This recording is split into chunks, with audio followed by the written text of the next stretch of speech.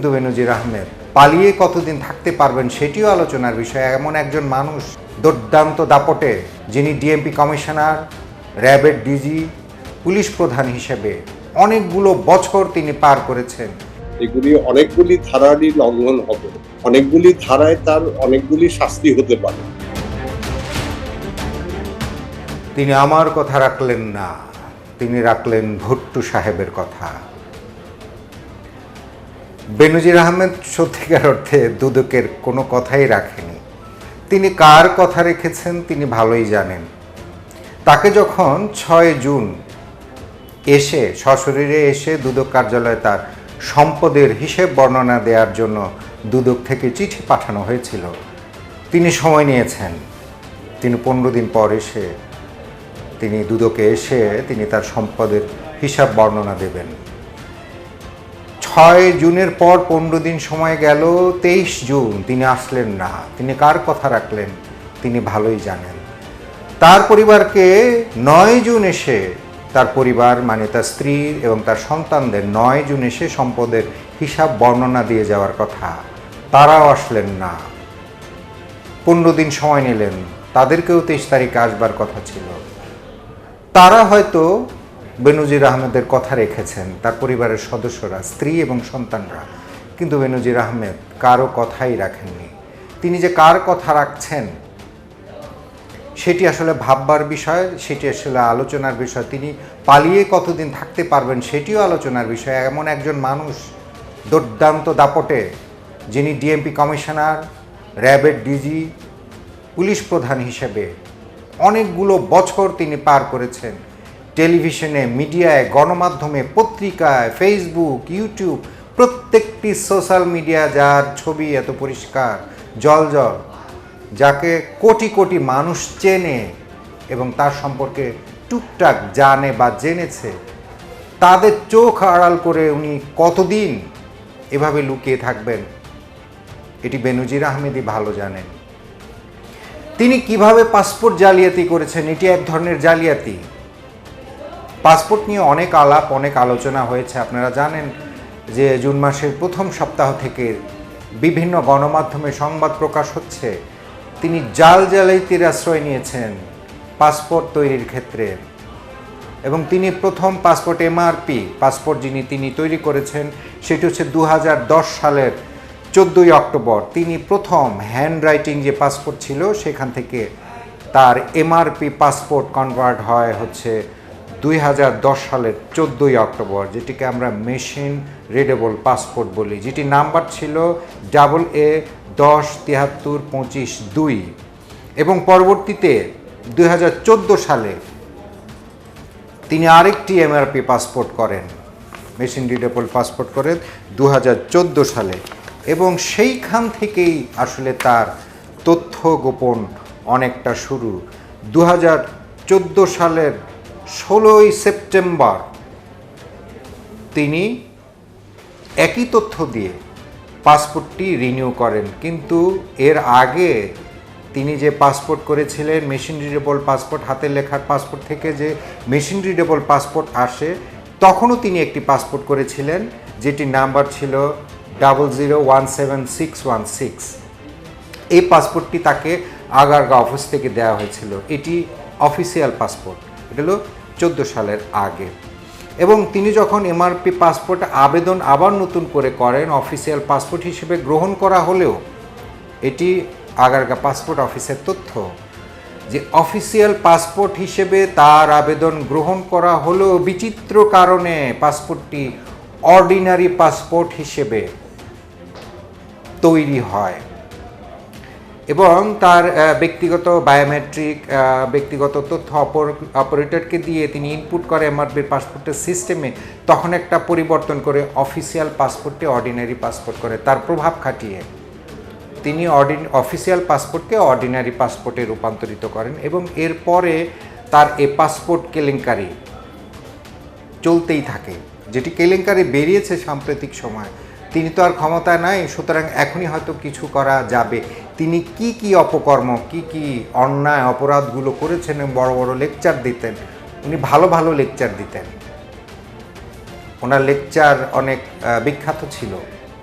উনি খুব লেকচারে খুব এক্সপার্ট ছিলেন বেনজির আহমেদ। এই লেকচার দিয়ে বাংলাদেশের প্রায় সব জেলাতেই তিনি তার বিঘায় বিঘায় জায়গা তিনি তৈরি করেছেন এবং এই অর্ডিনারি পাসপোর্ট অফিসিয়াল পাসপোর্টকে অর্ডিনারি পাসপোর্টে রূপান্তরিত করবার জন্য যারা যারা সহযোগিতা করেছে, সম্প্রতি দুদক তার পাসপোর্ট কেলেঙ্কারিতে যারা সহযোগিতা করেছে তাদের এমন 8 জনকে ডেকেছেন। এর মধ্যে একজন রয়েছে পরিচালক আব্দুল্লাহ আল মামুন, তাকেও দুর্নীতি দমন কমিশনের পক্ষ থেকে ডাকা হয়েছে এবং তাদের কাছে কৈফিয়ত চাওয়া হয়েছে, জানতে চাওয়া হয়েছে যে একজন সরকারি অফিসিয়াল কি করে অর্ডিনারি পাসপোর্ট বানায় এবং অর্ডিনারি পাসপোর্টটা তারা পাসপোর্ট অফিস থেকে কি করে দেয়। যার যেই পেশা সেই পেশা লিখতে হবে পাসপোর্টে। সঠিক তথ্য না দিয়ে ভুল তথ্য দিয়ে পাসপোর্ট করা, এগুলি অনেকগুলি ধারারই লঙ্ঘন হবে, অনেকগুলি ধারায় তার অনেকগুলি শাস্তি হতে পারে।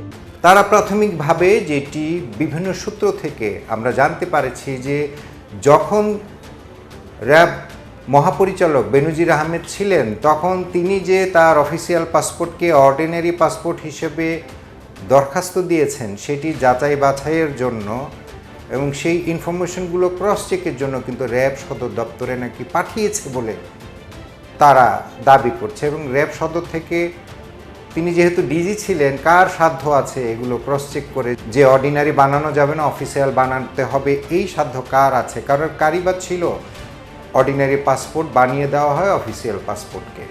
এইভাবে তিনি এই পাসপোর্ট বানিয়ে এখন পর্যন্ত তার 7টি পাসপোর্টের তথ্য পাওয়া যায়। পাসপোর্ট সবার 7টি 10টি 20টি থাকতেই পারে। এটি যখন পাসপোর্টের পাতা শেষ হয়ে যায় বা কেউ কখনো কোনো কারণে পাসপোর্ট পরিবর্তন করতেই পারে, যে কোনো কারণেই হতে পারে, সেটি 8টি 10টি থাকা অপরাধমূলক কিছু না। কিন্তু তিনি একজন সরকারি কর্মকর্তা হয়ে, এত বড় উচ্চপদস্থ কর্মকর্তা হয়ে তিনি কি করে অফিসিয়াল পাসপোর্টকে অর্ডিনারি পাসপোর্ট বানালেন, সেটি প্রাইভেট সার্ভিস দিয়ে?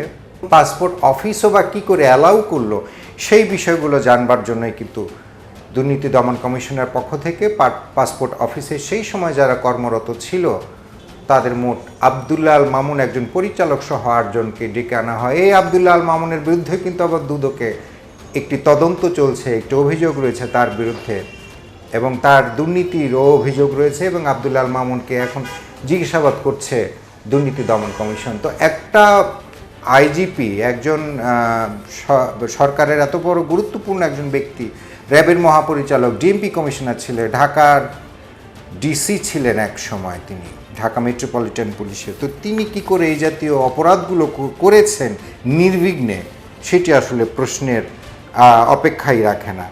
এবং তিনি পুলিশ কমিশনার এই পদে থেকেই তিনি অফিসিয়াল পাসপোর্ট নেননি, অর্ডিনারি পাসপোর্ট ব্যবহার করেছেন তিনি।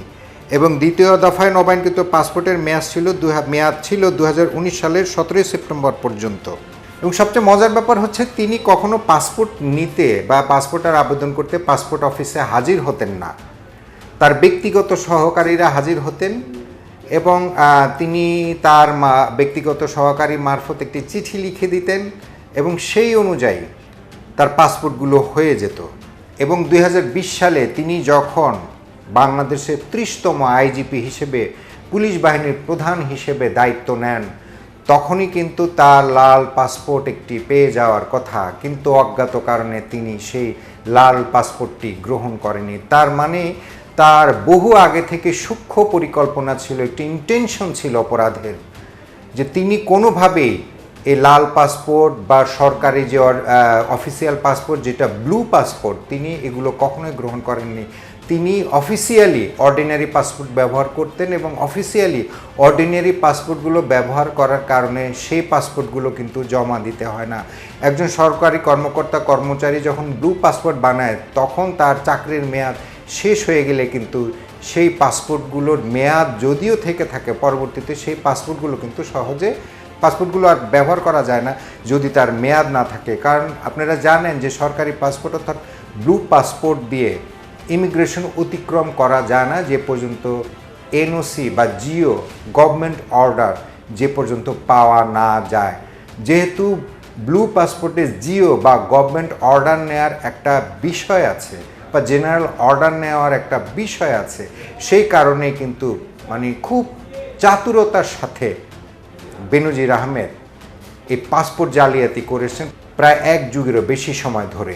বেনজির আহমেদের মতো লোক এয়ারপোর্ট দিয়ে যাবে, আর এসপি মানে স্পেশাল ব্রাঞ্চ যেটা এয়ারপোর্টের নিয়ন্ত্রণ করে তারা জানবে না বা কেউ তাকে চিনবে না, এটা হতে পারে না।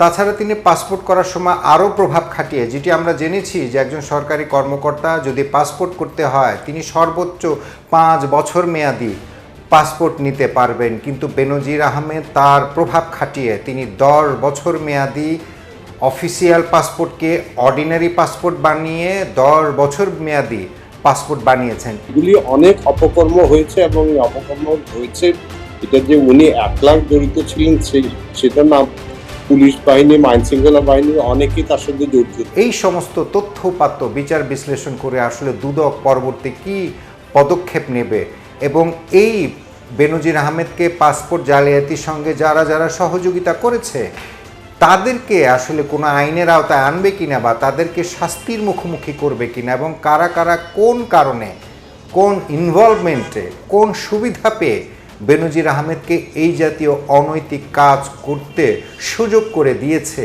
দুর্নীতি দমন কমিশনের পক্ষ থেকে, এই জাতীয় তথ্যগুলো আসলে চাওয়া হয়েছে পাসপোর্ট অধিদপ্তরের যে সকল কর্মকর্তা 8 কর্মকর্তা কর্মচারী যারা এসেছে দুর্নীতি দমন কমিশনের প্রশ্নের মুখোমুখি হতে, তাদের কাছ থেকে এই জাতীয় তথ্যগুলোই কিন্তু জেনেছে দুর্নীতি দমন কমিশন।